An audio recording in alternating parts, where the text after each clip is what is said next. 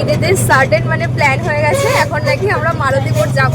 আর এই সমস্ত প্ল্যানের উদ্যোগটা একজন থাকে, যদি না যা ওর কথা মতো তাহলে রেগে পুরো মুখ খুব ভুল হয়ে যাবে।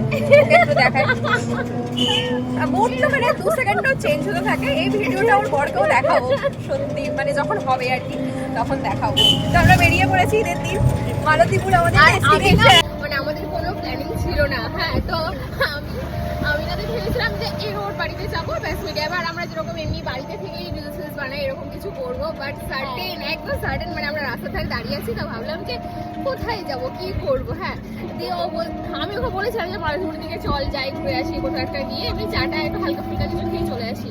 তো ওখানে দাঁড়িয়ে ইনস্ট্যান্ট একটা টোটো পেয়ে গেছি আর আমরা ওখানেই রিজার্ভ করে বেরিয়ে পড়েছি একদমই। আর শুধু আমরা দুজন নই, আমাদের সঙ্গে আছে পুচকি দিয়া। মনে হচ্ছে না আমার হাইগুলোর দিন আল্লাহ উপর থেকে একটা আলাদা গ্লো পাঠায়। সত্যি তাই ভাব সারা মাস রোজা করি আমরা। দিয়ে আমাদের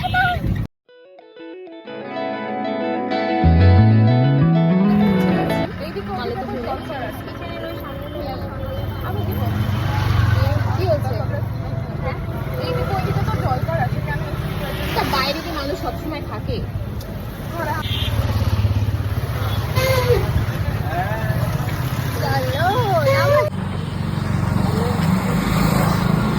তো আজকে এই রেস্টুরেন্টটা কালকে 4 রাতে ওপেনিং হয়েছে। চল চল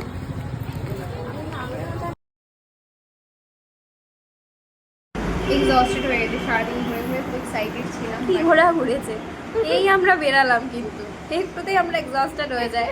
জানো না আমাদের মায়েরাও ভয় থাকে, কিন্তু আমরা আমাদের বেরানোর জন্য আমরা কিছু লাফাই।